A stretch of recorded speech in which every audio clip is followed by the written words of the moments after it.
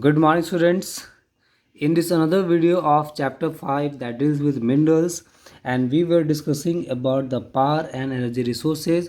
Already I have told you about the conventional sources of energy as well as I have told you about the non-conventional sources of energy.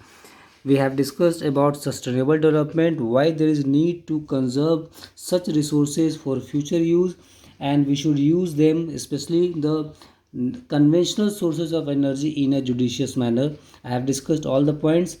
We have example of like coal, petroleum and natural gas, which are called conventional sources of energy. So the very first thing that we are going to discuss today is distribution of such power resources. So here we start. Conventional sources of energy are those which have been used for a long time, such as coal, crude oil, natural gas, hydropower and uranium rocks.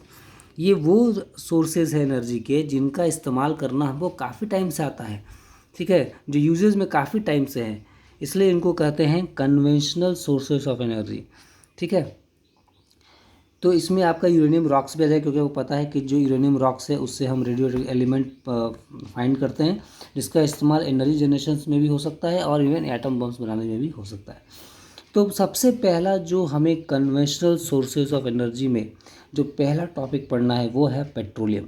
तो आइए हम लोग petroleum start करते हैं और जानते हैं petroleum है क्या, why it is very very important for entire world, but as it is a conventional source of energy, so somewhere or the other some time कभी ना कभी ये ख़त्म हो जाएगा अर्थ से, इसलिए इसका सब्सिट्यूट भी ढूंढना है और इसे ढंग से भी इस्तेमाल करना इम्पॉर्टेंट है। Students, in last video I have told you why these are called fossil fuels. So as these are called fossil fuels because they have origin from plants and animals who were got buried under the soil many years ago. So fossil fuels comprises coal, crude oil and natural gas. They are extracted from below the earth's surface. They were formed from the buried remains of plants and animals that lived billions of years ago. And you know 1 million equal to 10 lakhs. So it is millions of years. Crude oil is also called petroleum, इसी से हमें petrol, diesel, kerosene वगैरह सब कुछ मिलता है, ठीक है। न्यूमरस फ्यूल प्रोडक्ट्स जैसे petrol, kerosene, aviation fuel, diesel, ये सब कुछ इसी से मिलता है। वर्ल्ड डिस्ट्रीब्यूशन की बात करें तो 2/3 of this supply lies in the Persian gulf and surrounding areas. अब देखो, आपको पता है कि जो सऊदी अरबिया है, जो यूएई है, दोहा है, कतर है, ये ईरान है, इराक है, ये सब कंट्रीज इतने अमीर कैसे हो गए? क्योंकि आपको पता है पूरे वर्ल्ड में पेट्रोलियम की डिमांड है, क्योंकि इससे सिर्फ पेट्रोल डीजल नहीं बनता है और भी बहुत सारे वेरियस प्रोडक्ट्स बनते हैं। हमारे घरों में जो प्लास्टिक चेयर है वो भी कहीं ना कहीं पेट्रोलियम से ही बना हुआ है, ठीक है। तो ऐसे बहुत सारे प्रोडक्ट्स हैं जो हम इस्तेमाल करते हैं, 100 प्रोडक्ट्स जो इस पेट्रोलियम से बनते हैं।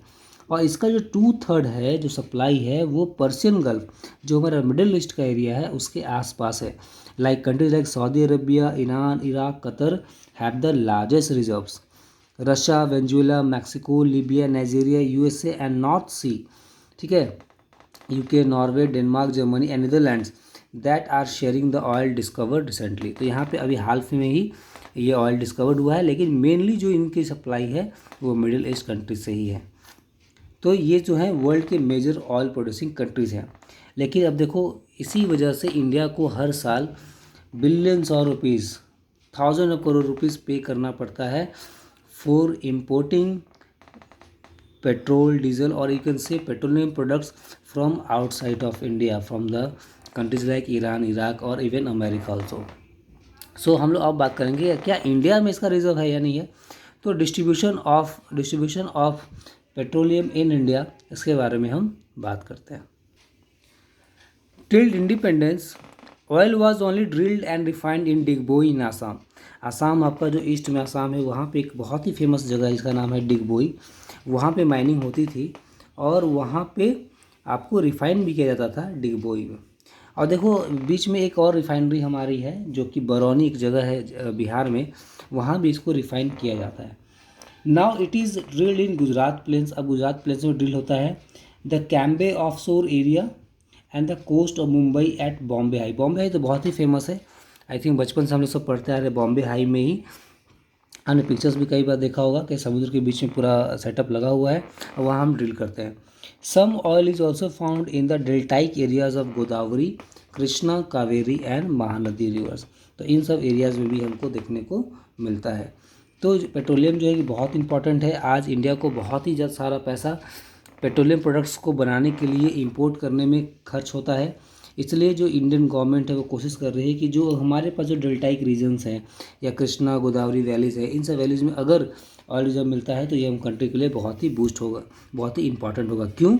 क्योंकि देखो स्टूडेंट्स, आप खुद सोचो कि अगर मान लो किसी छोटा सा एक मकान घर बन रहा है तो जो आयरन रॉड्स बन रहे हैं या उनको इस्तेमाल में लाया जा रहा है, उनको काटा जा रहा है, किसी न किसी फॉर्म में हम एनर्जी का इस्तेमाल करते हैं। हमारे घरों में जो फ़ैन चल रहा है, जो टीवी फ्रिजेस चल रही है, इनको कॉन्टीन्यूअस पावर सप्लाई चाहिए या नहीं चाहिए? बिल्कुल चाहिए। तो हमारे घरों में जो खाना बन रहा है उसको नेचुरल गैस चाहिए नहीं चाहिए? एलपीजी चाहिए ना, जो एचपी गैस आता है या भारत गैस आता है। तो कहीं ना कहीं आपको समझना होगा कि किसी भी कंट्री के डेवलपमेंट के लिए उसके पास एनर्जी रिसोर्सेज का होना बहुत ही ज़रूरी है।